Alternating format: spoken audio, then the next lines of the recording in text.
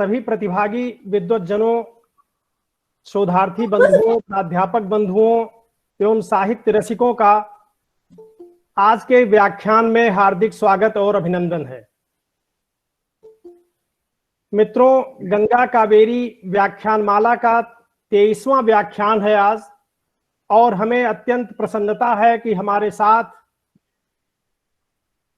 वक्तव्य के लिए जुड़े हुए हैं महात्मा गांधी अंतर्राष्ट्रीय हिंदी विश्वविद्यालय के पूर्व कुलपति प्रोफेसर जी गोपीनाथन जी, जो केरल के तिरुवनंतपुरम के मूल निवासी हैं। और आज उनका यह कार्यक्रम जो विश्व हिंदी साहित्य की रूपरेखा विषय पर नियत है, वो हमारे साथ जुड़े हुए हैं। हम उनका गंगा कावेरी व्याख्यानमाला आयोजक मंडल की ओर से हार्दिक स्वागत करते हैं, अभिनंदन करते हैं। साथियों, जुलाई माह, बीते वर्ष के जुलाई माह से शुरू हुआ ये व्याख्यान का सिलसिला आज 23वें व्याख्यान तक पहुंचा है, और आप सभी सुधी श्रोताओं, साहित्य रसिकों का इस कार्यक्रम में हार्दिक स्वागत है, जिनके द्वारा लगातार जुड़ने से हम आयोजक मंडल का उत्साहवर्धन होता है और जिससे हम इस कार्यक्रम को निरंतर संचालित कर पा रहे हैं। प्रोफेसर जी गोपीनाथन जी 2003 से 2008 के बीच में महात्मा गांधी अंतर्राष्ट्रीय हिंदी विश्वविद्यालय वर्धा में कुलपति पद पर अपने दायित्व का निर्वाह कर चुके हैं और राष्ट्रीय तथा अंतर्राष्ट्रीय स्तर पर हिंदी का परचम लहरा चुके हैं। आज उनका इस कार्यक्रम में मैं doctor Jaishankar Tiwari, associate professor Hindi विभाग, लाल बहादुर शास्त्री महाविद्यालय गोंडा की ओर से, हिंदी विभाग एलबीएस कॉलेज की ओर से, पोम्पे कॉलेज एकला मंगलुरु और मंगलुरु विश्वविद्यालय हिंदी अध्यापक संघ कर्नाटक की ओर से स्वागत करता हूं, अभिनंदन करता हूं। आज के मुख्य वक्ता आदरणीय प्रोफेसर जी गोपीनाथन जी का परिचय देने के लिए हम हिंदी विभाग के अध्यक्ष आदरणीय गुरुवर डॉक्टर शैलेंद्र नाथ मिश्र महोदय को आमंत्रित करता हूं कि वो आज के मुख्य वक्ता प्रोफेसर जी गोपीनाथन जी का संक्षिप्त परिचय देने की कृपा करें। डॉक्टर शैलेंद्र नाथ मिश्र महोदय।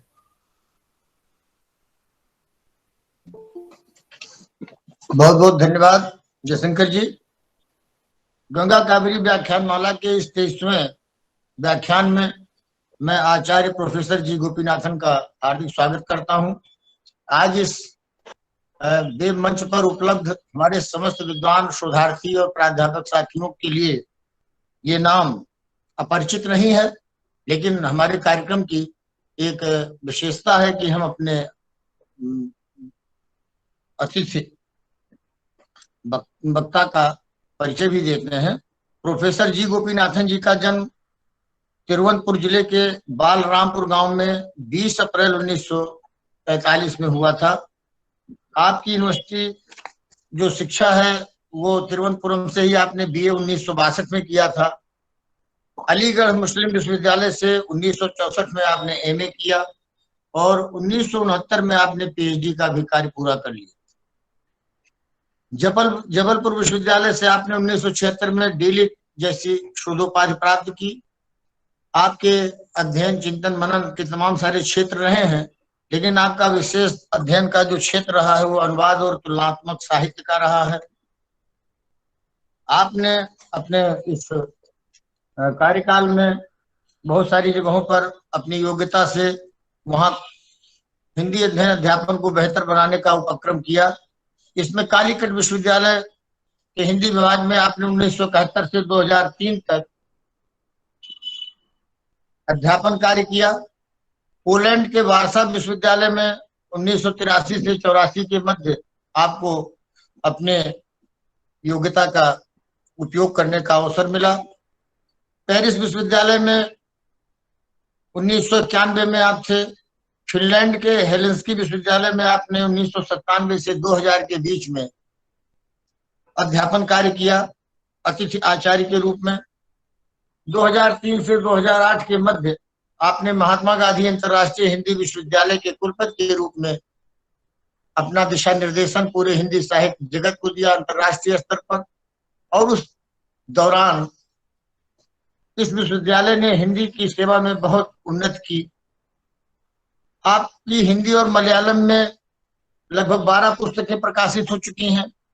आपके चिंतन की और लेखन की निरंतरता इस बात से प्रमाणित है कि आपकी लगातार चीजें जो आपने लिखी हैं अलग अलग विधाओं में, वो हंस, कादम्बनी, साहित्य अमृत, वागर्थ, केरल जोत जैसी राष्ट्रीय अंतर्राष्ट्रीय पत्रिकाओं में प्रकाशित होती रही हैं।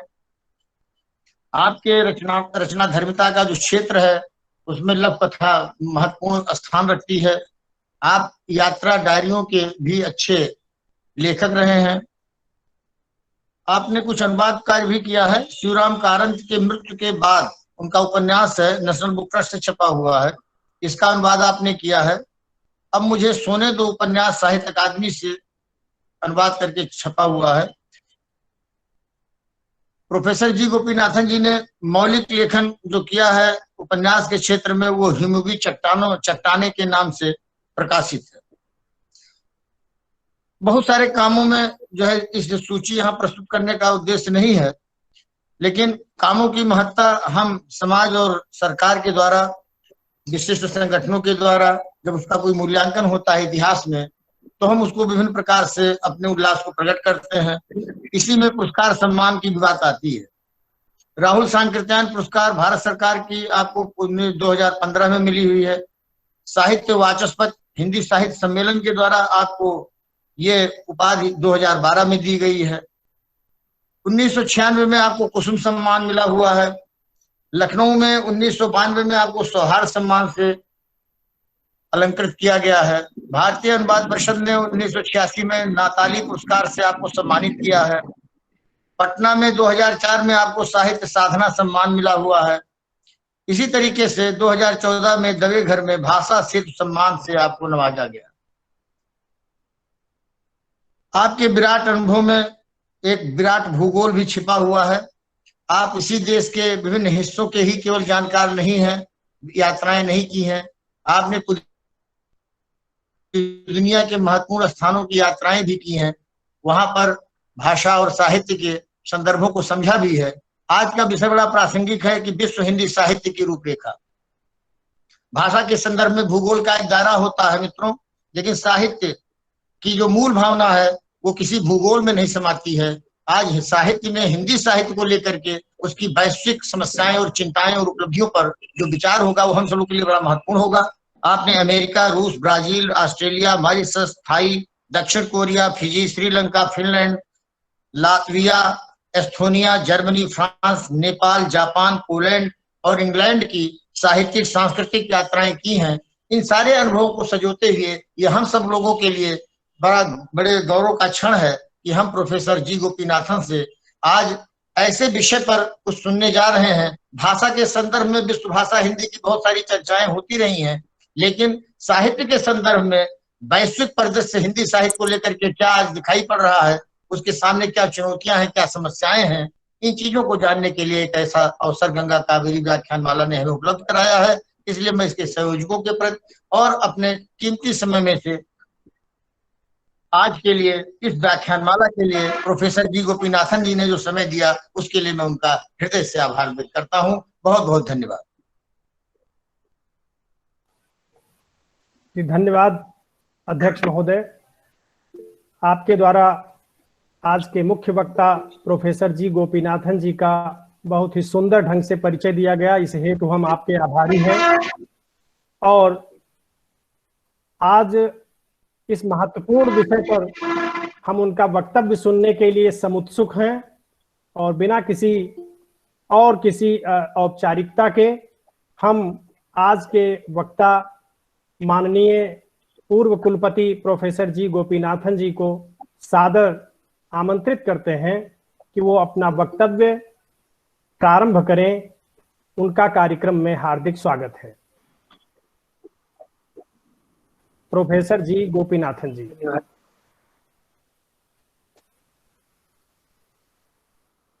विभाग के अध्यक्ष डॉक्टर शैलेंद्र मिश्रा जी,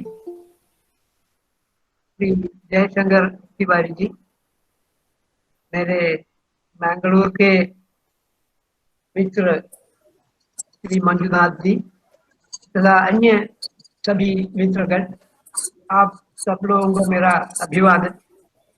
आज इस गंगा कावेरी व्याख्यान माला में मुझे आपने आमंत्रित किया है, इसके लिए मैं आप सबका आभारी हूँ। आज का जो विषय रखा है, जानते हैं, आज विश्व हिंदी साहित्य की जो धाराएं हैं, वर्तमान स्थिति है, उस पर प्रकाश डालने का प्रयास करूंगा। हालांकि ये विषय बड़ा व्यापक है, विस्तृत है, उसको संक्षेप में समेटने का प्रयास करूंगा। आप सब लोग जानते हैं कि हम हिंदी को, हिंदी साहित्य को अब तक प्रमुख रूप से हिंदी प्रदेश के साहित्य के रूप में ही अध्ययन करते आ रहे, लेकिन अभी कुछ ऐतिहासिक ऐसी घटनाएं हुई जिनकी वजह से हमारा नजरिया, हमारा दृष्टिकोण और परिप्रेक्ष्य हिंदी साहित्य के अध्ययन में बदल रहा है। और विशेषकर आप जानते हैं, जब से गांधी जी ने 1918 में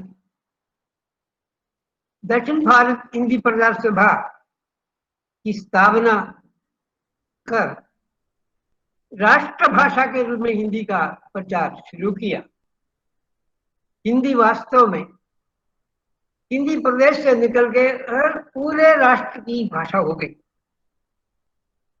और इसके साथ ही उसका साहित्य भी राष्ट्रीय बन गया है। उसका अध्ययन अभी हम लोग शुरू कर रहे थे। हिंदी का प्रदेशों का जो योगदान है, यद्यपि एक उपेक्षित पहलू है, क्षेत्र है, लेकिन ये अध्ययन शुरू हो रहा था। तो उतने में 1975 में नागपुर में प्रथम विश्व हिंदी सम्मेलन हुआ, और उसके बाद अब 10 सम्मेलन और हो गए, 11वां सम्मेलन भी हो चुका मॉरिशस में। तो इस विश्व हिंदी सम्मेलन के साथ ही एक बात उभर कर आ गई कि हिंदी न केवल हमारी राष्ट्रीय भाषा है, बल्कि वो एक वैश्विक भाषा है, विश्व भाषा बन गई। जाने अनजाने लोगों ने ध्यान नहीं दिया, लेकिन ऐसी परिस्थितियां थी कि वो एक विश्व भाषा के रूप में व्याप्त हो गई। इसलिए सर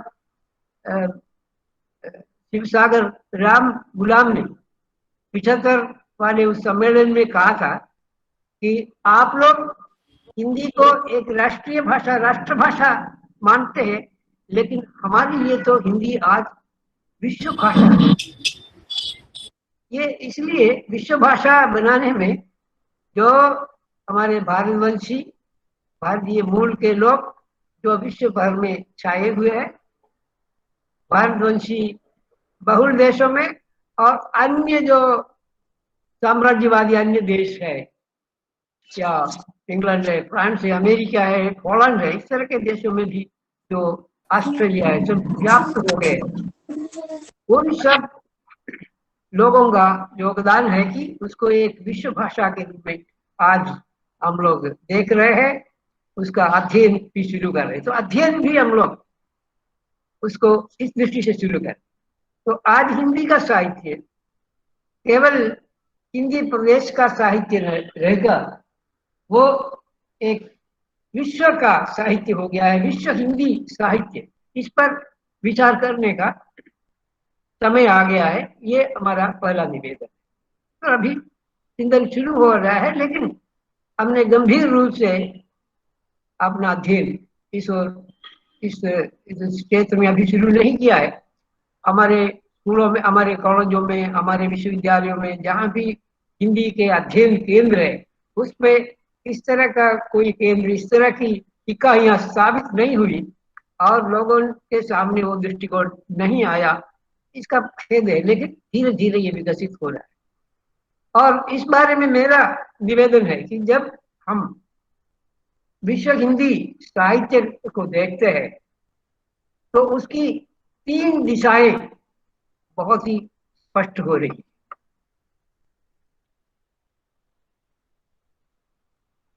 पहली दिशा या पहला क्षेत्र जिसे कहिए, वो हिंदी प्रदेश का ही साहित्य है, जिसको हम मुख्य धारा का हिंदी साहित्य मान सकते हैं। और दूसरी दिशा हिंदी दर भाषी लेखकों का साहित्य है, हिंदी दर भाषियों का साहित्य है, जिसको हम राष्ट्रीय साहित्य कह सकते हैं, राष्ट्रीय हिंदी साहित्य कह सकते हैं। और तीसरी दिशा निश्चित ही विदेशों का हिंदी साहित्य है। और विदेशों के हिंदी साहित्य में भी कई मतलब अलग अलग तरह के होंगे, जैसे भारतीय मूल या भारतवंशी लोग जो है उनका लेखन, उनको भी हम लोग आजकल प्रवासी ही कहते हैं। भारतीय मूल के लोग, उनको चाहे वो पहले से भारतवंशी और उनकी संतानें हो या बाद में पहुंच गए प्रवासी हो, उनको हम लोग प्रवासी साहित्य इस रूप में अब मानते हैं। अब सुविधा है उसके अध्ययन में। और साथ ही विदेशी मूल के लोग जो भारतीय नहीं है, जो विदेशी मूल के लोग हैं, जो लेकिन वो हिंदी प्रेमी हैं, हिंदी के विद्वान हैं, हिंदी के लेखक हैं, ऐसे भी लोग हमको विश्व में मिलते हैं। तो ये जो धारा है, इसको हम विदेश का हिंदी साहित्य कह सकते हैं, वैश्विक हिंदी साहित्य भी हम कह सकते हैं। तो इस तरह से हिंदी का फलक, साहित्यिक फलक, न केवल भाषा बल्कि उसका साहित्यिक फलक, ये जो है ये इतना व्याप्त हो गया है कि वास्तव में ये उसका हिंदी का भूमंडलीकरण ही हो गया है।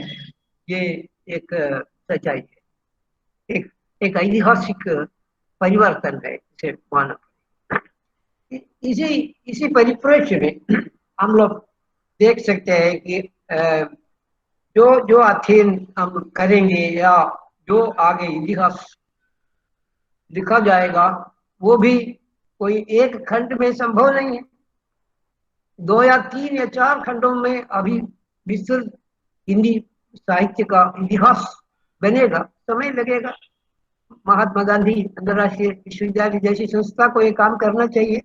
मैं तो अपने कार्यकाल में विश्वविद्यालय को के निर्माण पर ही हमने ध्यान दिया, थोड़ा विश्वकोश वगैरह बनाने का प्रयास किया, लेकिन ये स्वप्न रहते हुए भी उस समय संभव नहीं हुआ, लेकिन आगे शायद ये संभव होगा। इसमें अनेक सारस्वत लोगों का योगदान विश्व भर से होगा, तब जा करके ये कोई भी कार्य ये बने।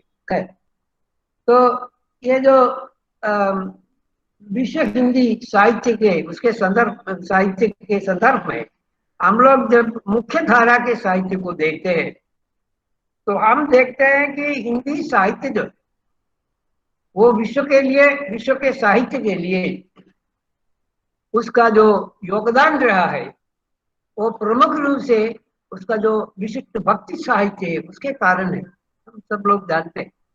क्योंकि ये जो भारतवंशी बहुल देश है, उन देशों में हिंदी को जीवित रखने में रामचरितमानस का बहुत बड़ा हाथ है, आप जानते हैं। तो रामायण की जो संस्कृति है उसका बड़ा हाथ है। तो तुलसीदास की तरह से अन्य महत्वपूर्ण कवि है कबीर। कबीर को भी बहुत, कबीर यहाँ तक कि कई देशों में तो कबीरपंथी लोग अब वहां भी हैं, और कबीर वैसे भी एक महत्वपूर्ण कवि के रूप में माने जाते हैं। और संपूर्ण विश्व साहित्य में, क्योंकि रामचरितमानस का आप जानते हैं इतना लोकप्रिय है कि विश्व की अनेक अनेक भाषाओं में उसका अनुवाद हुआ है। जैसे रूस में बारानिकोव ने जो अनुवाद किया वो प्रसिद्ध है ही, बड़ा ऐतिहासिक कार्य उन्होंने किया था, उसकी भूमिका लिखी। और उस साम्यवादी रूस में, सोवियत रशिया में उन्होंने, उनको इतनी मान्यता मिली, उनको अकेडमिशियन बनाया गया, लोगों ने उसके महत्व को समझा, बहुत बड़ी बात। और उसके बाद चीन, आज साम्यवादी देश सबसे बड़ा माना जाता है। इस चीन में जिनदिन हान ने बारानिकोव की तरह से पद्यबद्ध अनुवाद उसका किया है। मैंने कभी जिनदिन हान से उसकी पंक्तियां सुनी, बड़ा अच्छा लगता है। तो इसी तरह से अंग्रेजी में तो 2-3 एटम्स अन्य अन्य लोगों के अनुवाद है। और उसके कुछ जैसे जैसे बालगान इत्यादि का फ्रेंच में बॉदविल ने अनुवाद किया है। तो विश्व की अनेक भाषाओं में रामचरितमानस का न केवल अनुवाद हुआ है, बल्कि रामचरितमानस पर अध्ययन इटली में पहली बार हुआ, विश्व भर में हुआ। तो आज भी हम हमारे लिए ये प्रासंगिक है विश्व हिंदी साहित्य के संदर्भ। और दूसरी बात यह है कि कबीर, सूरदास, मीराबाई जैसे हमारे हिंदी के कवि है, भक्त कवि है, उनकी प्रासंगिक, कबीर पर तो प्रत्येक देश में कबीर के बीजक का बॉदविल ने फ्रेंच में अनुवाद किया है, अंग्रेजी में तो कई अनुवाद है, और अमेरिका में तो 2-3 अनुवाद ही नहीं, कबीर पर अध्ययन है। कबीर को लोग पसंद करते हैं। इसी तरह से मीराबाई की कविता जो है उसको फ्रेंच में उसका अनुवाद किया गया, अनेक अनेक भाषाओं में इसका अनुवाद किया गया। लोगों ने मीराबाई को बहुत पसंद किया, उनके संगीत को बहुत विश्व भर में पसंद। तो कहने का आशय है कि ये जो भक्ति साहित्य है, हिंदी का भक्ति साहित्य, वो निश्चित रूप से वैश्विक परिप्रेक्ष्य में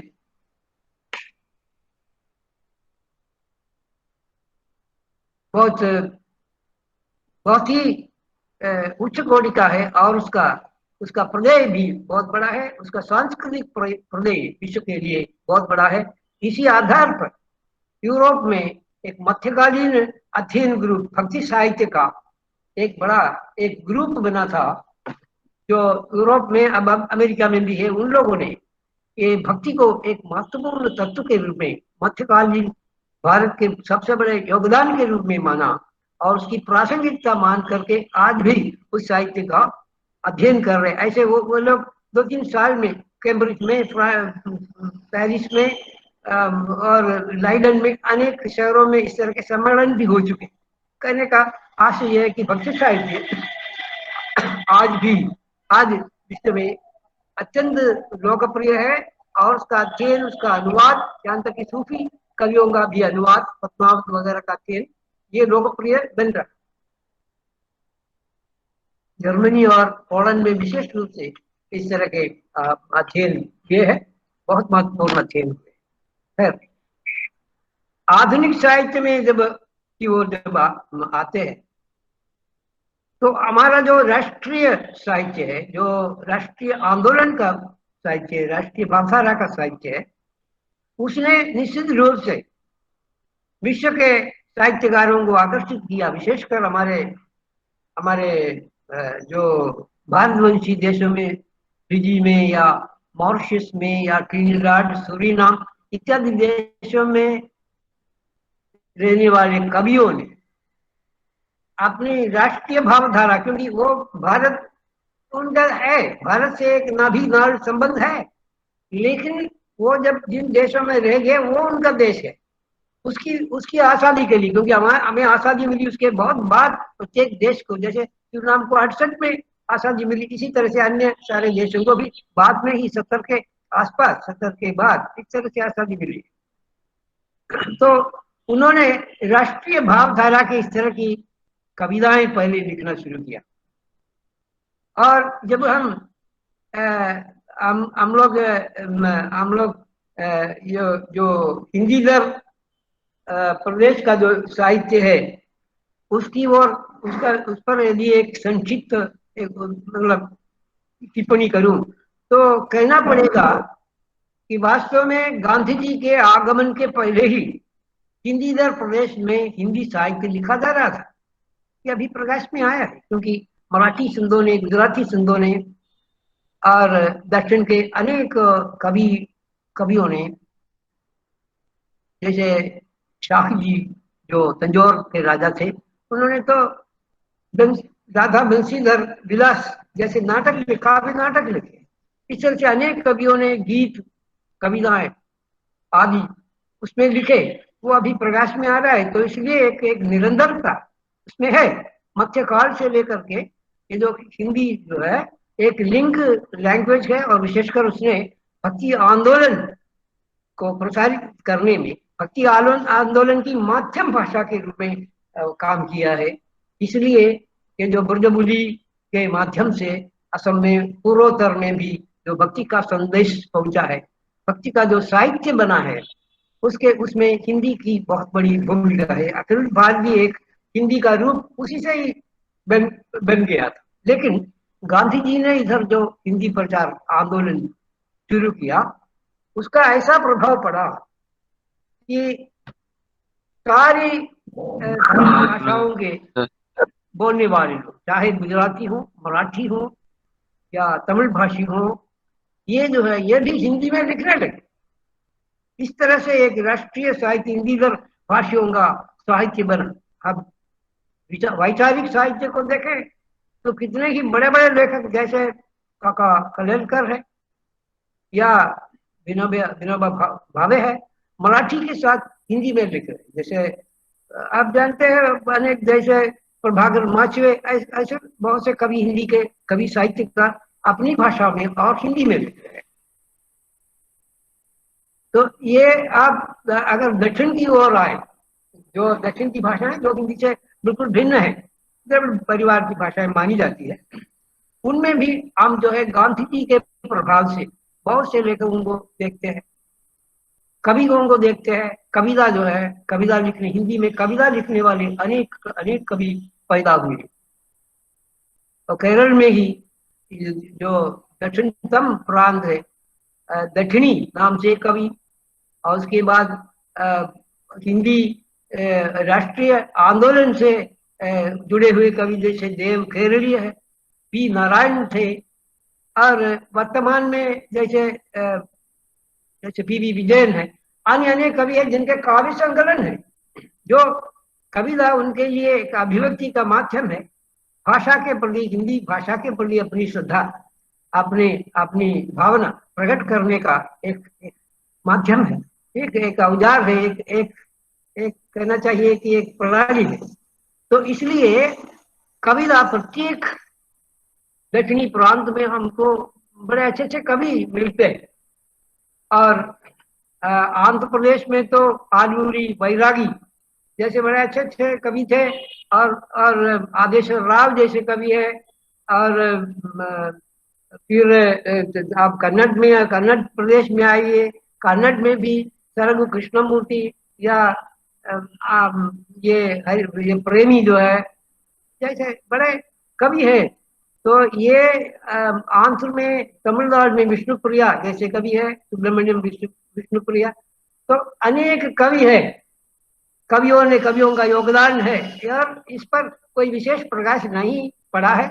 मेरे ख्याल से ये सब अध्ययन अभी शुरू होगा। और कथा साहित्य जो है एक ऐसा क्षेत्र है जिसमें हिंदी प्रदेश के लोगों का बहुत बड़ा योगदान है। प्रभाकर माचवे का मैंने उल्लेख किया, अनंत गोपाल शेवड़े जो विश्व हिंदी सम्मेलन आयोजित करने वाले लोगों में से थे, बहुत अच्छे उपन्यासकार थे। और गुजरात के, महाराष्ट्र के, पंजाब के, बंगाल के भी कई ऐसे लेखक हैं, आप ढूंढने पर मिल जाएंगे, तो जो हिंदी में भी लिखते रहे, स्वयं की रचनाओं का नहीं तो हिंदी में अनुवाद करते रहे। ऐसे तो पंजाब में बहुत बहुत सारे नृत्य। और दक्षिण की भाषाओं की ओर आ जाए, दक्षिण के की भाषाओं में अनेक हिंदी कथाकार हमको मिलते हैं, और ये प्रायः वास्तव में ये सब उपेक्षित ही कथाकार हैं। उदाहरण के लिए मैं कहूँगा तेलुगु में रमेश चौधरी आरिकपूड़ी ने तो 20 से ज्यादा उपन्यास लिखे। हिंदी में उनकी कहीं चर्चा ही नहीं आती है, बहुत इधर उधर कुछ चर्चा आती होगी। बड़े अच्छे से उपन्यास उन्होंने लिखे थे, कई ऐतिहासिक सामाजिक विषयों पर प्रेमचंद की तरह से या उसके बाद की प्रवृत्तियों को लेकर के उन्होंने उपन्यास लिखे हैं। और जैसे धन्य भिक्षु, ये उनका अत्यंत महत्वपूर्ण उपन्यास है, दूर के ठोल वगैरह, ये उनके उपन्यास। ये मेरा विचार है कि हिंदी उनके उपन्यासों के की ओर, क्योंकि हिंदी में ये आ ही रहे थे, क्योंकि हिंदी और प्रदेश के लोगों की समस्या यह है कि वे लोग हिंदी में उसको प्रकाशित करने में कई दिक्कतें महसूस करते हैं, उनके सामने कई अड़चने हैं। प्रकाशक उनकी ओर ध्यान नहीं देते, न केवल प्रकाशक ध्यान देते बल्कि आलोचक भी उनकी ओर ध्यान नहीं देते। वो एक बड़ी बात, क्योंकि वो सोचते हैं हिंदी साहित्य इसकी ओर हम लोग क्यों चाहें, बल्कि ये महत्वपूर्ण साहित्य है। इसी तरह से ये एक नाम है, आप लोगों ने भी सुना होगा, बालशौरी रेड्डी। बालशौरी रेड्डी क्योंकि हिंदी आंदोलन और इधर विश्व हिंदी सम्मेलन इत्यादि से जुड़े रहे, इसलिए उनके बारे में लोग जानते हैं, लेकिन उनके कथा साहित्य का उचित मूल्यांकन नहीं हुआ है, ये भी एक सच्चाई। कम से कम उसके बारे में लोग जानते नहीं। उन्होंने क्या किया है, ये शबरी जैसा उनका उपन्यास है, जो एक शबरी जैसे पौराणिक पात्र को लेकर एक आधुनिक ढंग से जो आदिवासियों की समस्या है और किस तरह से वो संस्कृति की धारा में आते हैं, वो समस्या है, उसको लेकर उन्होंने लिखा है। मैं समझता हूँ छोटा सा ये उपन्यास अत्यंत महत्वपूर्ण है।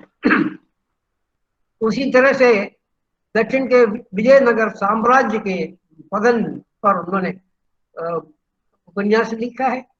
और ये उनकी प्रकाश और परछाई जो उपन्यास है, और लकुमा जो देश के लिए क्या करने वाली एक देवदासी महिला जो है, उन पर उनका उपन्यास है। और जैसे धरती मेरी माँ, ये शंखनाद जैसे कई उपन्यास बालचंद्र रेड्डी ने भी लिखा है।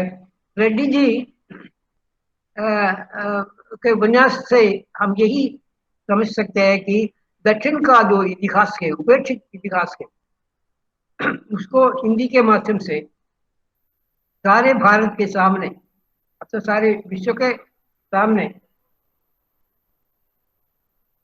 लाने का भी उन्होंने प्रयास किया है।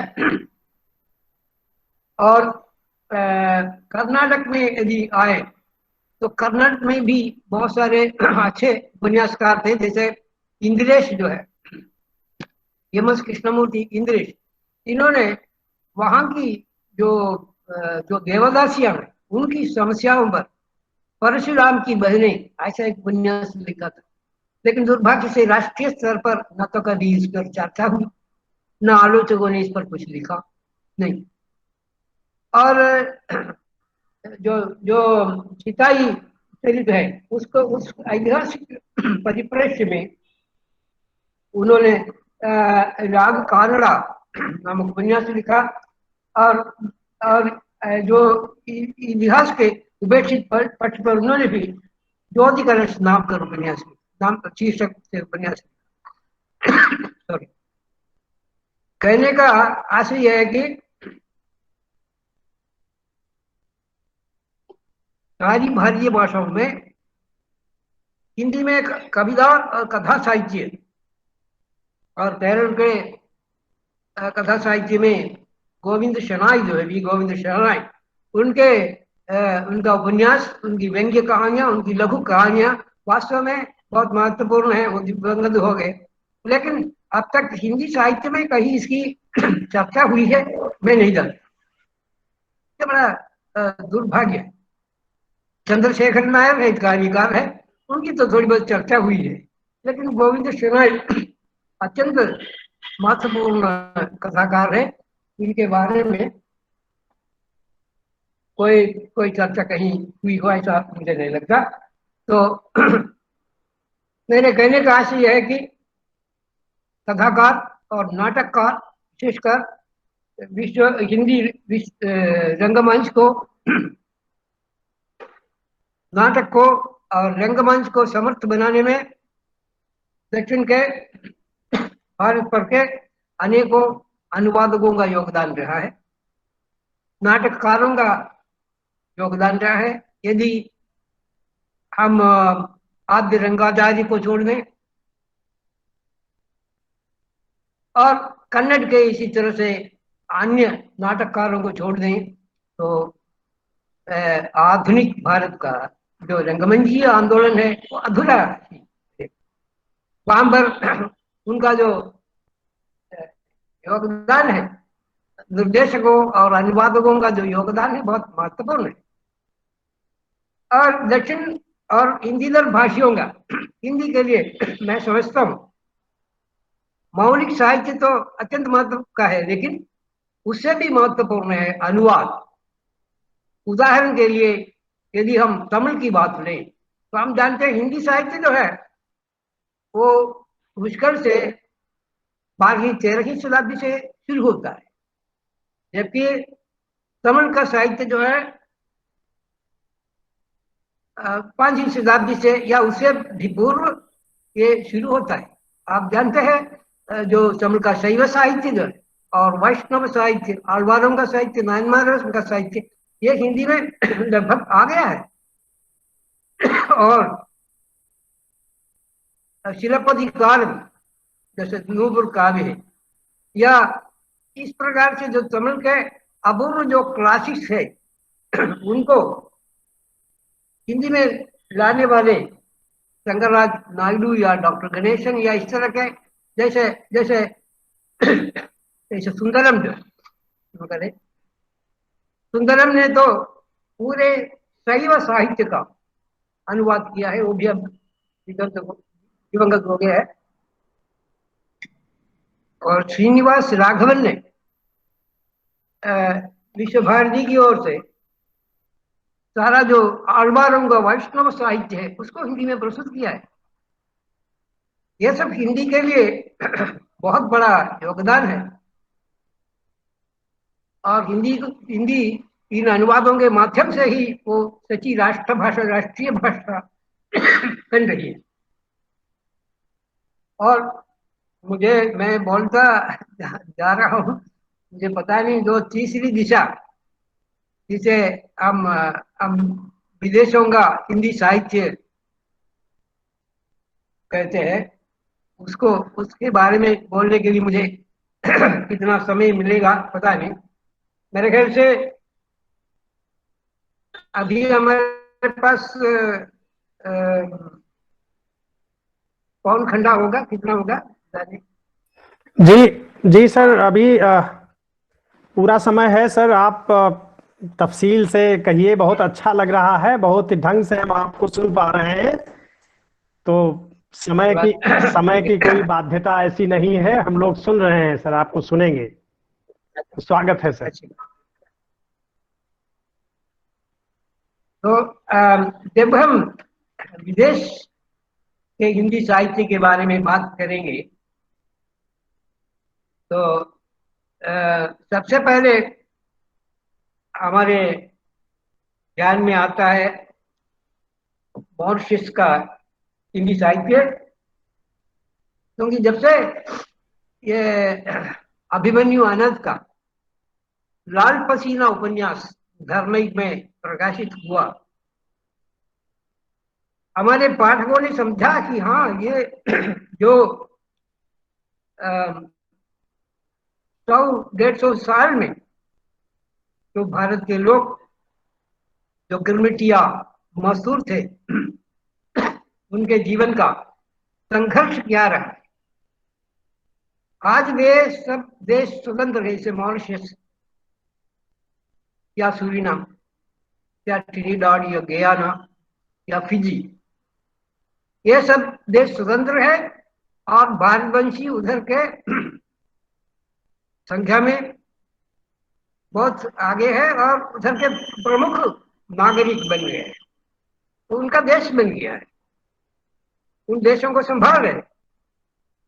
लेकिन उनके जीवन में उन्होंने क्या क्या सहा,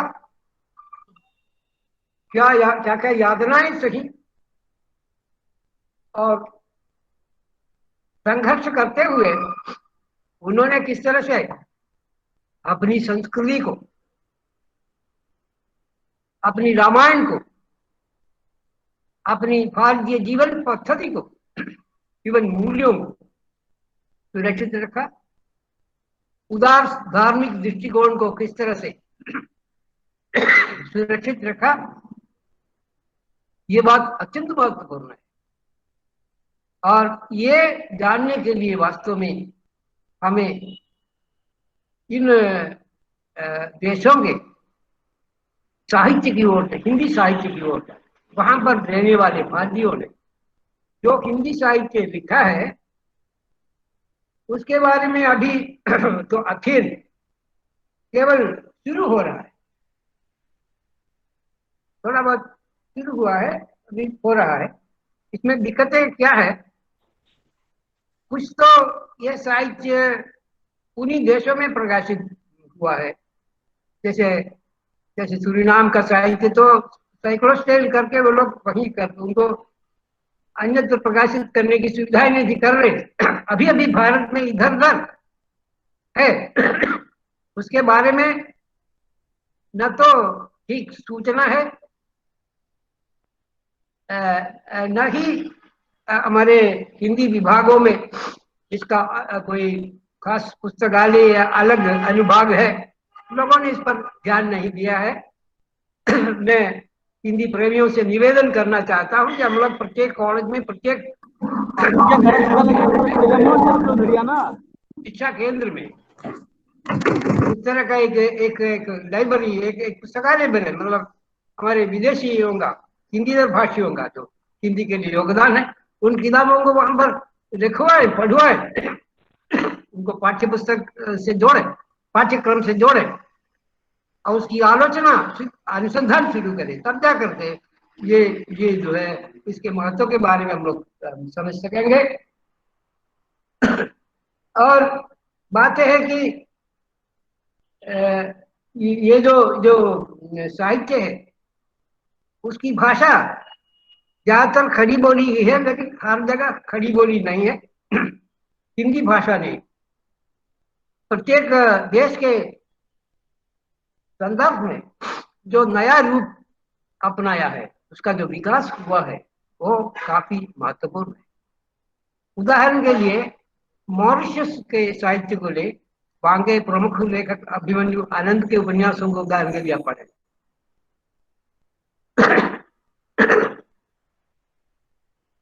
उसमें आप देखेंगे कि अनेक फ्रेंच शब्द और क्रियोल शब्द जो है वो आदि अफ्रीकी लोगों की भाषा और फ्रेंच की मिली जुली, और यहाँ तक कि भोजपुरी और हिंदी, इन सब की मिली जुली शब्दावली है, वो शब्दावली भी आपको मिले। और इसी प्रकार से जो सूरीनाम का साहित्य है वो तो, उसमें तो डच भाषा का इतना मिश्रण आता है, वे लोग विशेषकर जिसको सरनामी नाम से लिख रहे थे, जिसमें तो ये अवधि भोजपुरी खड़ी बोली तो है मिश्रण उसका, साथ साथ डच भाषा का भी मिश्रण है। कई ऐसे लोग हैं जो डच में भी लिखते हैं, वो हिंदी में भी लिखते, सूरीनामी भाषा उसको कहते हैं, सरनाम की हिंदी भाषा में। इसी तरह से फिजी में जाएंगे तो जिसको आप फिजी बात कहते हैं, वो भी एक तरह से जो वहाँ के जो आदिवासी लोग, जो अफ्रीकी मूल के लोग हैं, उनकी जो जो मिश्र मिश्र भाषा है, पिजिन भाषा है, उसके प्रभाव से और अवधी भोजपुरी सब मिला करके और खड़ी बोली मिला करके ये जो भाषा है वो है। और बल्कि अब तो तीन भाषाओं को फिजी में ऑफिशियल लैंग्वेज, राजभाषा की मान लिया गया। एक तो अंग्रेजी है, दूसरी फिजियन भाषा से उनके लोग ज्यादातर बोलते हैं, और तीसरी हिंदी। हिंदी का मतलब है कि वो भोजपुरी मिश्र या खड़ी या अवधी मिश्र, ऐसे जो बोलियों के साथ, जैसे हिंदुस्तान में ऐसे ही। इसलिए ये जो विश्व भाषा के रूप में हिंदी का जो विकास है, वो विश्व की अनेक अनेक भाषाओं में के साथ उसका जो संपर्क हुआ है गियाना के संदर्भ में, तो यानी एक तो फ्रेंच गियाना में फ्रेंच है, और ब्रिटिश गियाना में तो इंग्लिश है। ट्रिनिडाड में भी इसी तरह से अंग्रेजी भाषा का ज्यादा प्रभाव है। तो विश्व भाषाओं के संपर्क में आने से हिंदी, विश्व भाषा हिंदी पर जो प्रभाव पड़ा है, उसका जो नव विकास, उसका जो रूप बना है, उसके अध्ययन की दृष्टि से भी ये साहित्य बहुत महत्वपूर्ण है। और जैसा कि मैंने कहा, मॉरिशस का, विशेषकर अभिमन्यु आनंद का जो जो उपन्यास साहित्य है, जैसे लाल पसीना का मैंने उल्लेख किया अच्छी प्रकार से, और नदी बहती रही, पसीना बहता रहा, गांधी जी बोले थे, और मुड़िया पहाड़ बोल उठा, जैसे जो उपन्यास है वो तो केवल कथा नहीं है, बल्कि एक दस्तावेज है, एक आर्टिस्टिक कलात्मक दस्तावेज है मानवीय संघर्ष का। भारतीय लोगों ने किस तरह से अपने अस्तित्व को बनाए रखा और किस तरह से अनेक अपनी संस्कृति को, भारतीय संस्कृति को बिल्कुल मिटा देने का जो की साजिशें होने के बावजूद उन लोगों ने अपनी संस्कृति और अपनी अपनीयता, अपनी अस्मिता को किस तरह से हिंदी के माध्यम से बनाए रखा, ये बड़ा, ये जानना है तो वास्तव में अभिमन्यु आनंद के उपन्यासों को, उनकी कहानियों को, कविताओं पर। और अभिमन्यु आनंद की तरह से ही महत्वपूर्ण अन्य लेखक भी उधर है, जैसे रामदेव धुरंधर है। धुरंधर में भी 3 भागों में जो गिरमिटिया लोगों के संघर्ष के बारे में, ये पथरीला सोना नाम से उपन्यास लिखा है। मैं समझता हूँ वो भी एक ऐतिहासिक महत्व का कार्य उन्होंने किया है। तो इसलिए इस साहित्य का महत्व तो है फिजी का, मॉरिशस का, लेकिन हम फिजी में जाए तो फिजी में वहां पर एक थे विवेकानंद शर्मा नाम से, उन्होंने फिजी द्वीप में जब से आदिवासी रहे तब से वहां पर जो अंधविश्वास, जो लोक कथाएं, लोक मिथक प्रचलित थे, उनको लेकर के ये 2 भागों में अपना उपन्यास, उसको कहे कथात्मक प्रयोग करें, कहे वो जो समुद्र की अनंत शांत समुद्र की प्रशांत की लहरें वो इस नाम से उन्होंने किया है। मैं समझता हूँ कि बहुत महत्वपूर्ण कार्य है, और उसके बारे में वो पढ़नीय है और विचारणीय ग्रंथ है। उसी प्रकार से वहाँ के कवि, और आश्चर्य की बात यह है कि जैसे हिंदीदार प्रदेश के लोग, हिंदी का अध्ययन करने वाले लोग भी हिंदी में कविता लिखना उनको बड़ा पसंद आता है, बड़ा प्रिय विषय है। उसी प्रकार से जो विदेशों में रहने वाले हमारे बंधु हैं, जो बहनें हैं, उनको भी हिंदी में कविता लिखना अच्छा लगता है। अंजना संधीर ने तो अमेरिका की हिंदी कविता जो है उसका कई संकलन निकाला है। अमेरिका में इतने कवि है, और लंदन में कहने के लिए तो वहाँ केवल अंग्रेजी है, लेकिन वहां पर इतने हिंदी कवि है जिनके बारे में हम मुझे नहीं जानते। लंदन में जो विश्व हिंदी सम्मेलन हुआ, उसकी एक घटना मुझे याद है कि हम लोग बड़े भूखे थे, और सब लोग जो डेलीगेट्स थे खाना खाने के लिए उत्सुक थे, लेकिन उन्होंने कहा नहीं नहीं नहीं, आप हमारी कविता सुनिए, क्योंकि वे लोग कवि के लिए तो कविता उसकी सांस है, और वो चाहता है कि उसकी कविता को दूसरे लोग समझे, विशेषकर भारतीय लोग समझे, सुने, बड़ी अच्छी अच्छी कविताएं लिखते। तो इन कविताओं की क्या विशेषता है? जैसे फिजी है, कमला प्रसाद मिश्र बड़े अच्छे कवि थे, अनेक कवि है, तो इन कविताओं की क्या विशेषता है? बात है कि वो हिंदी में होते हुए भी कुछ भिन्न है, वहां के लोगों के अनुभव के बारे में बताए। मैं एक बार फिजी के अध्यापकों से बात कर रहा था पाठ्यक्रम के विषय। उन्होंने कहा कि हम लोग भारतीय हिंदी पाठ्य पुस्तकों को हम लोग पाठ्य पुस्तक में नहीं के रूप में नहीं रख सकते, क्योंकि दिक्कत यह है कि भारत में वर्तमान जो जीवन है, जो हिंदी में अभिव्यक्त होता है, उसमें और फिजी में हमारा जो वर्तमान जीवन है उसमें भिन्नता है। हमारे विद्यार्थियों के लिए समस्याएं पैदा। मैंने पूछा कि इसके लिए इस समस्या का कैसे समाधान करते? उन्होंने कहा कि ये हम लोग लिखते हैं, वहां पर अनेक लोगों ने उपन्यास लिखे हैं, कहानियां लिखी है, और कमल लेख है वो, तो उन्होंने तो बड़ी अच्छी कविताएं, काव्य, कहानियां, उपन्यास ये सब लिखा है। तो ये लोग कभी जो है वहां की जो फिजी बात जिससे कहते हैं वो मिली जुली भाषा में लिखते हैं, और खड़ी बोली में भी लिखते हैं। तो इसी तरह से मॉरिशस की महिला लेखिकाओं ने मुझे बताया कि आज भारत में स्त्री विमर्श के बारे में जो लिखा जा रहा है, और हमारे सबसे बड़े उपन्यास जो है स्त्री विमर्श पर स्त्रियों ने लिखा है ग्रंथ। लेकिन उन्होंने कहा कि वो जिस तरह की समस्याओं को उठा रही है, हम लोग यहाँ स्थिति भिन्न है, हम लोग उन समस्याओं से आगे, हम लोग की भिन्न समस्या है। स्त्रियों की समस्याएं जरूर है, लेकिन भिन्न समस्या है।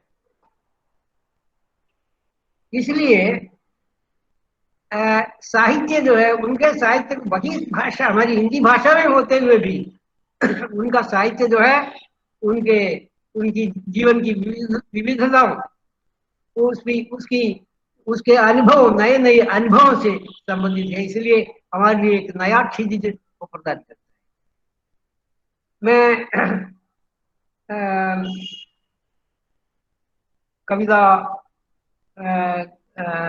कहानी और अन्य विधाएं, विशेषकर नाटक, इन सब की ओर जाना चाहता था, और मैं संक्षेप में उस पर कुछ प्रकाश डालूंगा। जैसे मैंने कहा, ब्रजेंद्र कुमार जो मधुकर एक कवि थे, जो मॉरिशस में जो आनंद, अभिमन्यु आनंद की तरह से ही महत्वपूर्ण कवि है, उनकी कविता की पंक्तियां हैं वो गांधी के बारे में जैसे भारत में लोगों ने लिखा ऐसे ही है, लेकिन किंचित भिन्नता है। वो लिखते हैं बापू, ऊंच नीच के भेद न चाही, भाईचारा के पाठ पढ़वलन पढ़वलन। देखिए केवल खड़ी बोली नहीं है, छूत छात के भूत जगत से पल भर में ही नाश करवलन। ये भाषा है, भाषा भिन्नता है, भाव वही है।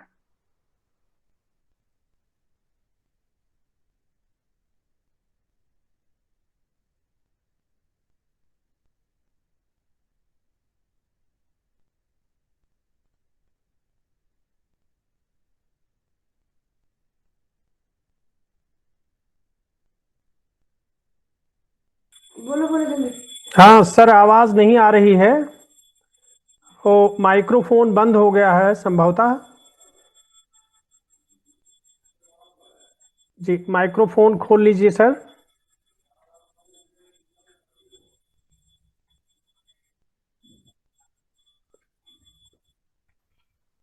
अब ठीक है?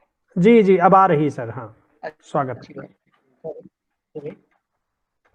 तो अभिमन्यु आनंद ने लिखा है, जो कि ये साहित्यकार, ये खुद चीनी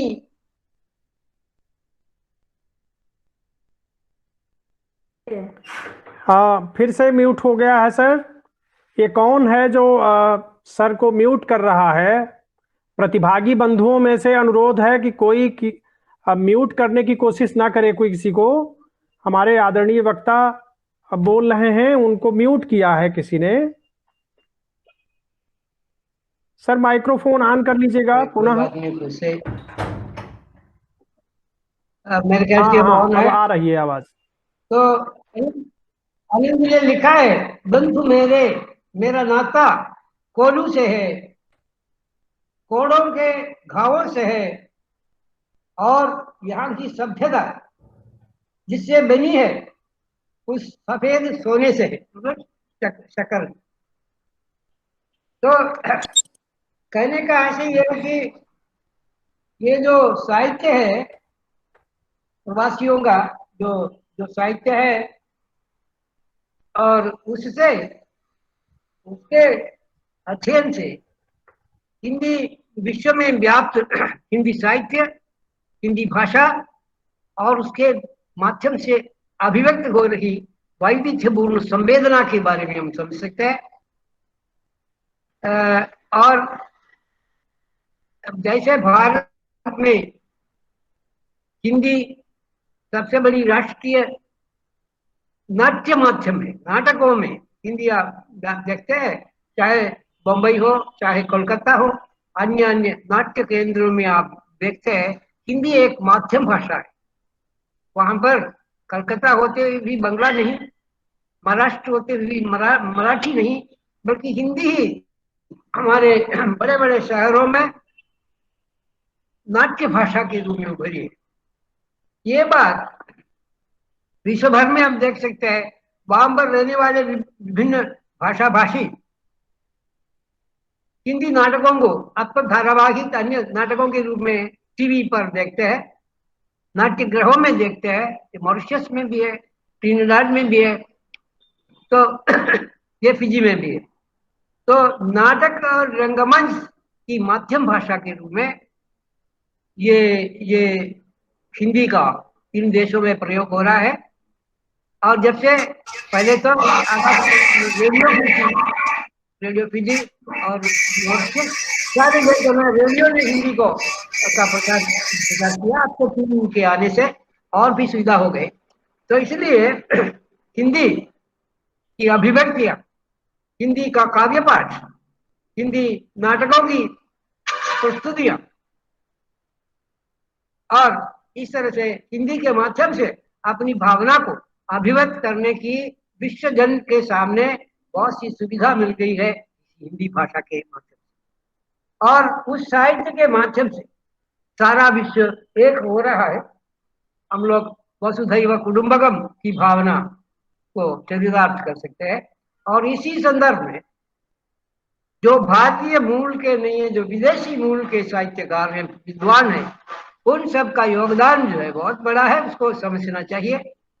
वे लोग हिंदी में कम लिखते हैं और अपनी अपनी भाषाओं में लिखते हैं, अपनी अपनी भाषाओं में हिंदी के बारे में लिखते हैं, अनुवाद करते हैं। बल्कि कई लोगों ने तो मौलिक कार्य किया है जो हिंदी में ही किया है। जैसे आधुनिक साहित्य की समस्याओं पर रूस के चेलिशेव ने लिखा है, या संस्कृति, भारतीय संस्कृति को कैसे देखा जाता है विश्व की दृष्टि, रूस की दृष्टि, ये प्योत्र वारानी को लिखा है। और जो चेकोस्लोवाक के स्मेकॉल है, उन्होंने तो हिंदी में कविताएं ही लिखी, नमो नमो भारत माता, इस तरह की उनकी उनकी कविताओं के कई संकलन निकले। और ये बात हम जो है दुनिया के अनेक देशों में देखते हैं। हमारे पड़ोसी देश जैसे नेपाल है, या बर्मा है, या सिंगापुर है, या श्रीलंका है, इस तरह के देशों में तो देखते ही है, वहां के लोग हिंदी में लिख रहे हैं, अभिव्यक्ति कर रहे हैं, और साथ साथ हिंदी और भारतीय भाषाओं से वो अपनी भाषाओं में अनुवाद करते हैं। प्रमुख रूप से हिंदी के माध्यम से ही भारतीय साहित्य का पूरा अनुवाद कर रहे हैं, जैसे चीनी भाषा में लोग कर रहे हैं। तो इस तरह से देखा जाए तो हमारे लिए, हिंदी के लिए जो नए नए ग्रंथ, नए नए दृष्टिकोण देने वाले जो विदेशी लोग हैं, जैसे रूस के अनेक लोग हैं जिन्होंने, जैसे दीमशित है, हिंदी व्याकरण को उन्होंने एक नई दृष्टि प्रदान की है। उनकी किताब उन्होंने सीधे हिंदी में ही लिखी है। और विंसेंट परिश का जो जक विद्वान थे, उन्होंने जो हिंदी का व्याकरण लिखा है, वो हिंदी अंग्रेजी मिला करके उन्होंने लिखा है। और ऐसे ऐसे जो हमारे सोवियत रूस के जो स्वतंत्र हुए देशों में ऐसे ऐसे लेखक मिलेंगे जो हिंदी में इतने धारा प्रवाह बोलते हैं, हिंदी में लिखते हैं, साहित्य लिखते हैं। तो इसलिए ये सब जो विदेशियों का योगदान है उसको समेट कर रखना है, उसको प्रकाशन की सुविधाएं उपलब्ध करनी है, उस पर हमें विचार करना है। क्योंकि हिंदी व्याकरण के बारे में, हिंदी भाषा के बारे में हम लोग जो देखते हैं वो नजरिया नहीं है उनका, वो तो भिन्न है। वास्तव में हिंदी व्याकरण के बारे में पहला व्याकरण हिंदी में ही लिखने का कार्य पादरी एडम ने किया था, जो विदेशी है। इस तरह के अनेक विदेशी लोग हैं जो हिंदी के लिए उन्होंने व्याकरण लिखा, हिंदी के लिए काम किया, हिंदी के लिए हिंदी में कोश रचना की, और हिंदी से महत्वपूर्ण अनुवाद अपनी अपनी भाषाओं में करके प्रेमचंद को, तुलसीदास को, यहाँ के पूरे कथा साहित्य को, मैं तो रूस में, सोवियत रूस काल में रहा, उसके बाद भी जाने का मुझे अवसर मिला। मेरा विश्वास है कि सोवियत रूस में वहां की जो क्रांति आई, जो साम्यवाद समाप्त हो गया, समाजवाद समाप्त हो गया, और जनतंत्र फिर से आ गया, जनतंत्र आ गया, उसके पीछे भारतीय ग्रंथों का, भारतीय संस्कृति का बहुत बड़ा हाथ है। क्योंकि उन दिनों मुझे याद है लाखों की संख्या में प्रतियां उपनिषद की, महाभारत की कहानियों की, और भगवत गीता की इतनी प्रतियां मिली, इन सब का इतना प्रभाव उन पर पड़ा। उन्होंने कहा कि ये नहीं, ये भौतिकवाद, ये कुछ नहीं है, इससे आगे भी चीजें है जिसके बारे में भारत के ऋषियों ने सोचा है। इसके बारे में लिखने वाले, महाभारत का अनुवाद करने वाले कल्याणोव, और रामचरितमानस का अनुवाद करने वाले ये बारानिकोव, जिनका मैंने जिक्र किया, ऐसे ऐसे लोग हैं, ऐसे ऐसे लोगों का उनके की किताबें, उनका व्याख्या, जैसे प्योत्र बारानिकोव, जो बारानिकोव बेटे हैं, उन भारतीय संस्कृति पर जगह जगह उनके व्याख्यान इतने लोकप्रिय थे कम्युनिस्ट रूस। अब चीन में भी है, चीन में भी भारत के प्रति बड़ा आकर्षण है, बहुत ज्यादा अनुवाद होता है। मैंने कहा रामचरितमानस का चीनी भाषा में अनुवाद हुआ ही है, तो इसलिए वो कब वहां पर बदलाव आएगा हम कह नहीं सकते, क्योंकि भारत की संस्कृति अति प्राचीन है, मानव राशि के लिए अत्यंत महत्वपूर्ण है, और उसकी अभिव्यक्ति संस्कृत के माध्यम से हुई है। लेकिन संस्कृत आज एक जीवित भाषा नहीं है, वो हमारी सांस्कृतिक भाषा बन गई है, जबकि हमारे लिए जीवित कम्युनिकेशन, जो संप्रेषण की भाषा जो है वो हिंदी है। ये बात सबसे पहले समझने वाले व्यक्ति महात्मा गांधी ने, जब वे दक्षिण अफ्रीका में थे। मैं दक्षिण अफ्रीका की हिंदी कविता, वहां का साहित्य के बारे में कहना भूल गया। उन्होंने 1903 में बच्चों को हिंदी सिखाना शुरू किया। उन्होंने एक एक्सपेरिमेंट किया कि जो गुजराती, हिंदी, मराठी, तमिल बच्चे जो आपस में मिलते हैं, ये बच्चे किस भाषा में बात करते हैं, और उसी तरह से जो वहां के जो मजदूर थे, वे लोग जब आपस में मिलते हैं कौन सी भाषा वे लोग बोलते हैं, तो उन्होंने देखा कि वो हिंदी भाषा में ही ये बच्चे बात करते हैं, हिंदी भाषा में ही ये मजदूर बात करते हैं। तो इसलिए उन्होंने कहा कि अब इस भाषा का प्रचार होना चाहिए। जब गोपाल कृष्ण गोखले दक्षिण अफ्रीका गए तो गांधी जी ने उनसे कहा, गोखले जी को इतनी हिंदी नहीं आती थी, तो गांधी जी ने उनसे कहा, गोखले जी आप अंग्रेजी में मत बोलना, बहुत बड़े विद्वान थे अंग्रेजी के, लेकिन मत बोलना, आप जो है मराठी में बोलो, मैं मराठी से उनके लिए हिंदी में अनुवाद करूंगा। गांधी जी ने ही कार्य किया। दक्षिण अफ्रीका के अनेक शहरों में, मेडागास्कर के तक ये दोनों गए, यह इतिहास का अंग है, क्योंकि हिंदी हमारी अस्मिता की पहचान है, अस्मिता की प्रतीक है, और इसलिए उन्होंने उसको लिंगुआ फ्रैंका कहा। हमारी लिंगुआ फ्रैंका, हमारी संपर्क भाषा। आज भी बाद में उन्होंने राष्ट्रभाषा, नेशनल लैंग्वेज ही कहा, लेकिन वो लिंगुआ फ्रैंका आज भी यही सच्चा है। हमें आपस में भिन्न भाषा भाषियों को, भारतीयों को आपस में मिलाने वाली हमारी ये भाषा है। इसलिए वो हमारी संस्कृति की एक व्यापक वाहक भाषा है।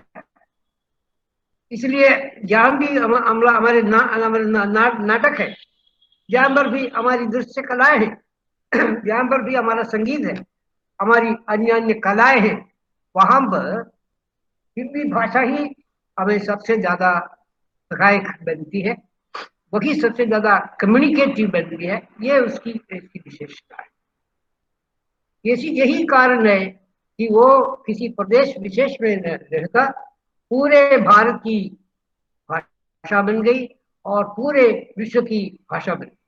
पूरे विश्व की भाषा बन गई हिंदी। इसके लिए प्रमाण किया है हिंदी का वैश्विक साहित्य। हिंदी का साहित्य आज केवल हिंदी प्रदेश, छोटे से प्रदेश का साहित्य नहीं रहकर, जैसा कि मैंने कहा, पूरे राष्ट्र में, पूरे विश्व में आज फैला हुआ है।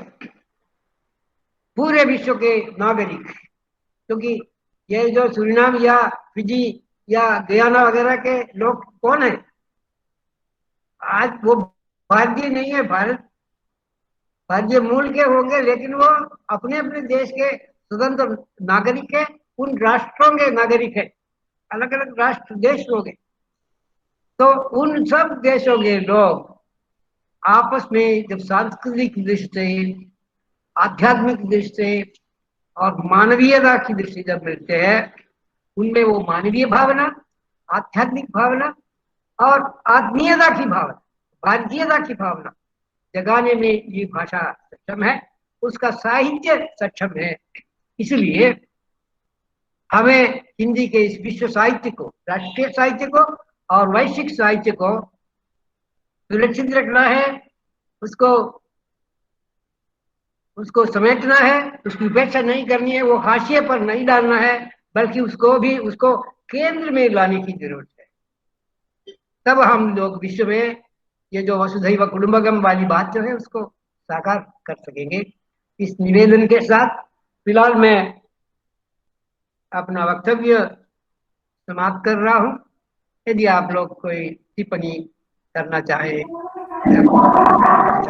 तो आपका स्वागत है। जी बहुत बहुत धन्यवाद सर।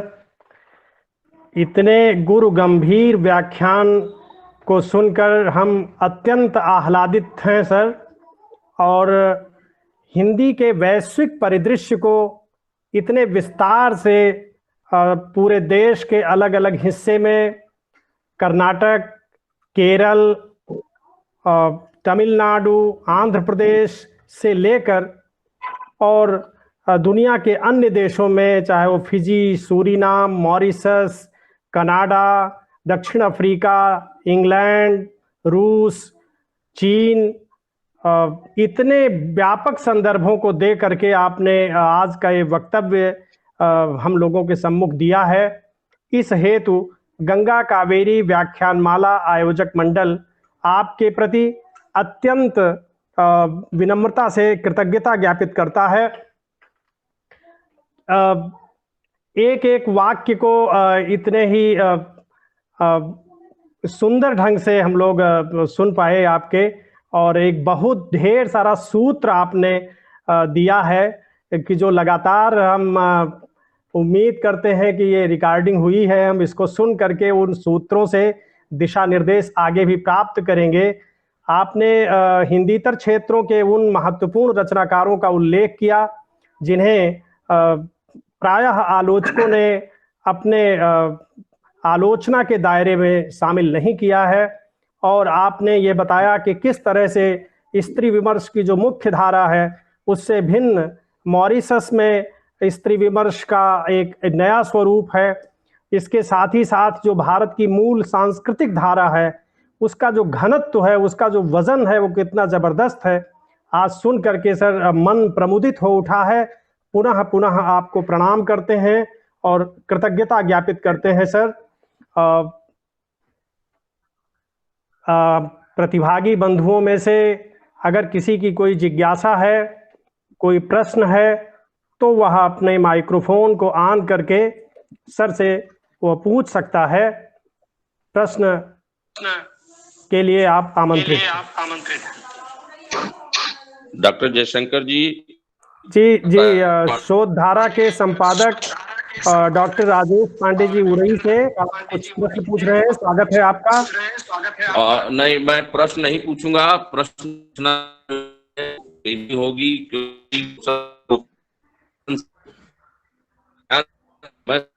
उसके बाद नहीं होगी। आवाज कुछ कट रही है डॉक्टर साहब। आवाज कट रही है। जी हाँ, आ रही है जी।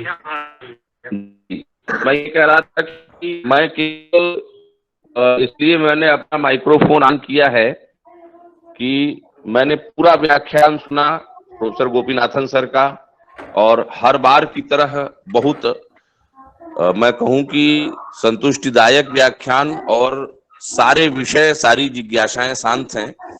और मैं केवल इसलिए हार्दिक साधुवाद देने के लिए आपको मैंने इस समय माइक्रोफोन ऑन किया है कि प्रोफेसर गोपीनाथन सर जैसे लोग हमारी पीढ़ी के लिए उन संरक्षकों की भूमिका में हैं जिनके माध्यम से साहित्य की और संपन्न होती है। तो मैं ईश्वर से प्रार्थना करूंगा कि आप दीर्घजीवी रहें, आपकी रचनात्मक ऊर्जा अनवरत बनी रहे, और हम लोगों को आपका आशीर्वाद, आपका उद्घन ऐसे ही प्राप्त होता रहे। और ये संजाल बैठकों से यह बहुत अच्छी सुविधा हो गई है कि देश विदेश में सभी बैठे हुए लोग अपनी इच्छा अनुसार विद्वानों को सुन सकते हैं और उनके साथ जुड़ सकते हैं। तो हम लोगों का ये सौभाग्य है कि हम लोगों ने आपको, और डॉक्टर जयशंकर जी इसलिए हार्दिक साधुवाद के पात्र हैं क्योंकि उन्होंने इतने बड़े बौद्धिक यज्ञ को अनवरत अब जारी रखा है। तो इसके लिए पूरी टीम और प्रोफेसर नाथन हार्दिक बधाई और साधुवाद देता हूं, और मां सरस्वती से प्रार्थना है कि आप खूब दीर्घजीवी और यशस्वी हो और आपका आशीर्वाद हम लोगों को लंबे समय तक मिले। धन्यवाद जी। धन्यवाद मित्र डॉक्टर राजेश पांडे जी, आपके इस उत्साहजनक वक्तव्य से हमारा उत्साह और बढ़ गया है। धन्यवाद।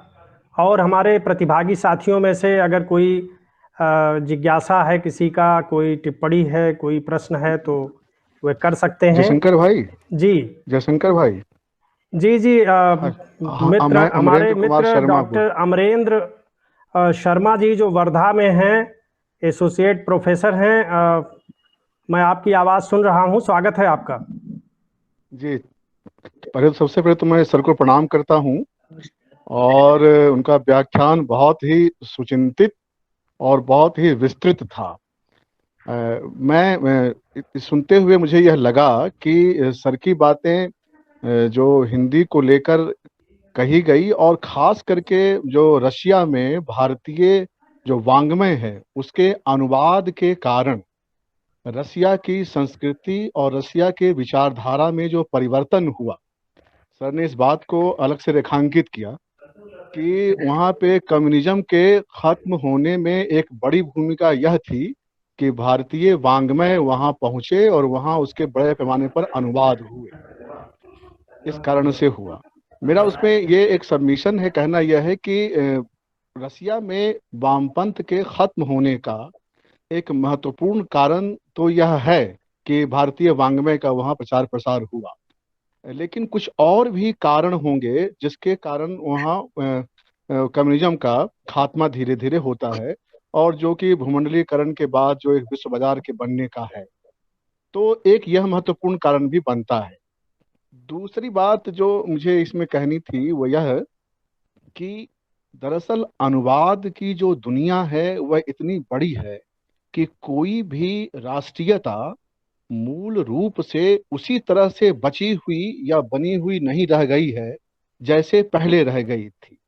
जब मैं यह कह रहा हूं तो मुझे भारत के संदर्भ में भी यह बात ध्यान में आती है।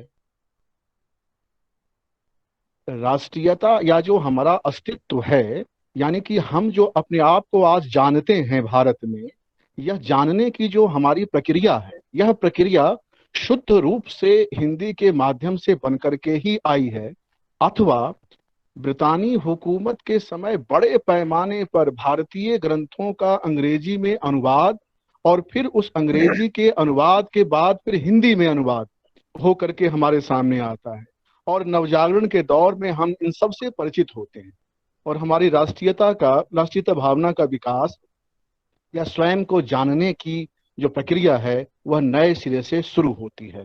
तो अनुवाद एक बड़ी बात है जो पूरे विश्व को प्रभावित करती रही है, और राष्ट्रीयता और आत्म पहचान में अनुवाद की बड़ी भूमिका है।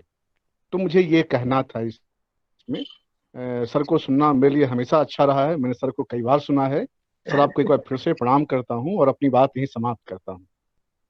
धन्यवाद। क्या मैं एक टिप्पणी कर सकता हूँ? जी जी, स्वागत है सर।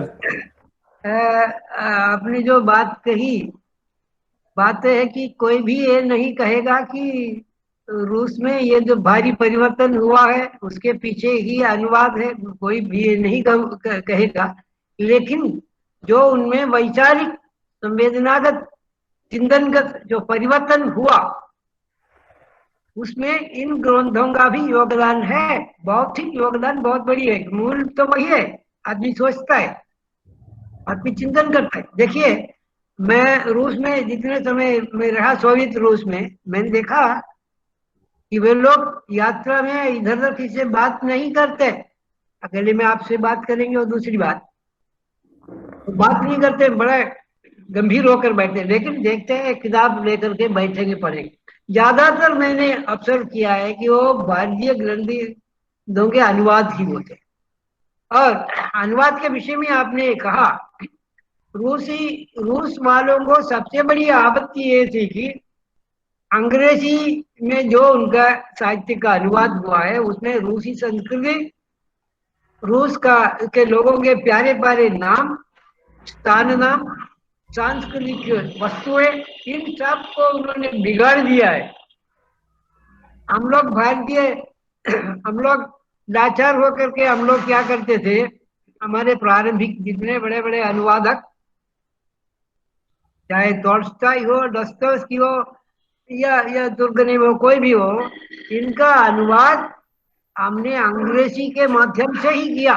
मतलब अंग्रेजी, रूसी से अंग्रेजी अनुवाद और उससे भारतीय अनुवाद। उससे बड़ी सख्त आपत्ति उनको थी कि कैसे आपने हमारी संस्कृति को, हमारे प्रिय जो व्यक्ति नामों को, अन्य अन्य बातों को, पूरे सांस्कृतिक ढांचे को बदल दिया है।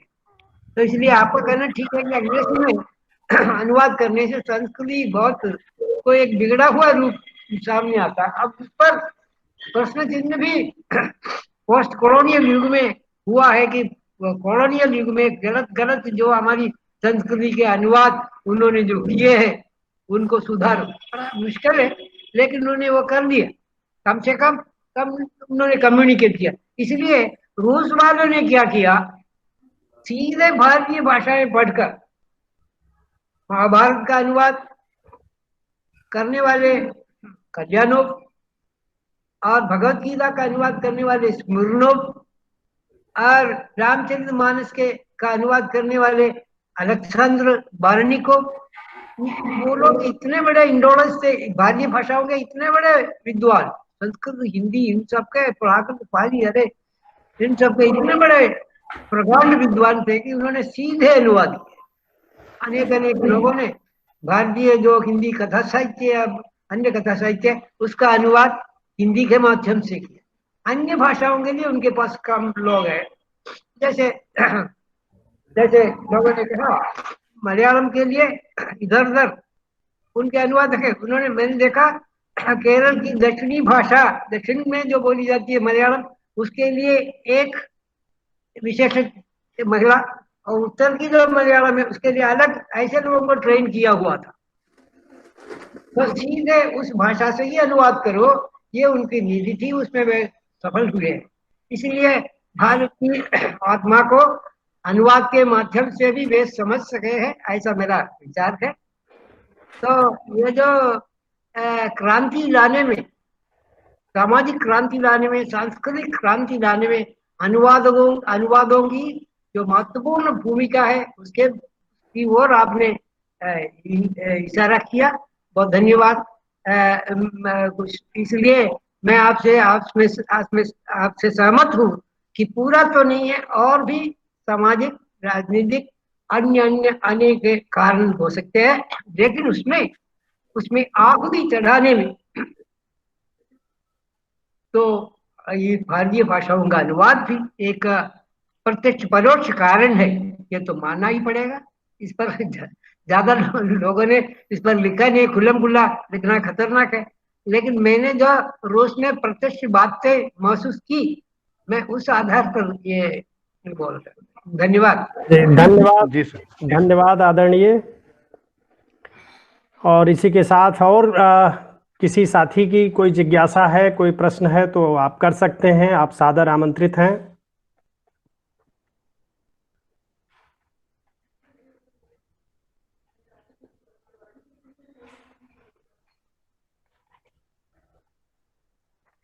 तो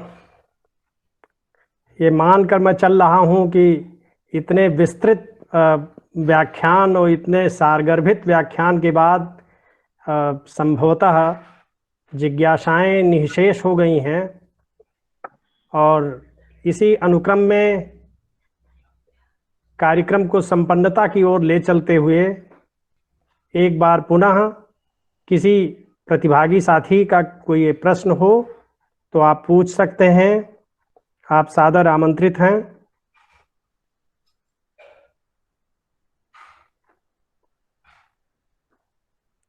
मित्र डॉक्टर एस ए मंजुनाथ जी जुड़े हुए हैं? हाँ, जुड़े हुए हैं। तो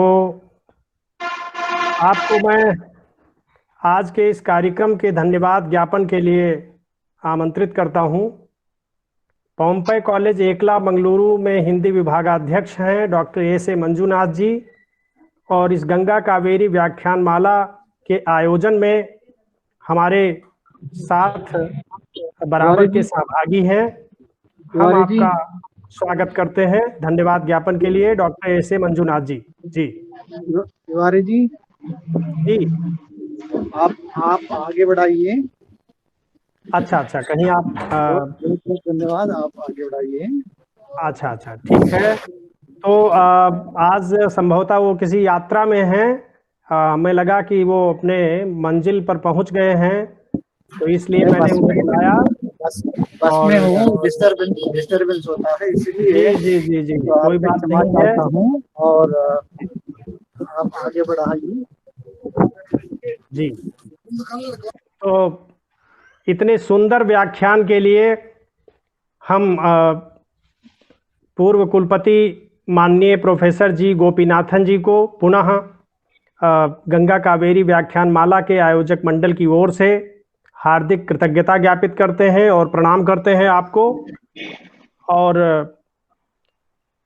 अपने पोम्पे कॉलेज एकला की ओर से, मंगलुरु विश्वविद्यालय हिंदी अध्यापक संघ कर्नाटक की ओर से और लाल बहादुर शास्त्री डिग्री कॉलेज गोंडा की ओर से सभी प्रतिभागी मित्रों, विद्वज्जनों को, प्राध्यापक बंधुओं को, अलग अलग विश्वविद्यालयों से जो आचार्य गण हैं, जो हमारे इस कार्यक्रम में जुड़कर हमारा निरंतर उत्साहवर्धन कर रहे हैं, मैं उन सभी को धन्यवाद देता हूं। और इसी के साथ कार्यक्रम के संपन्नता की घोषणा करता हूं।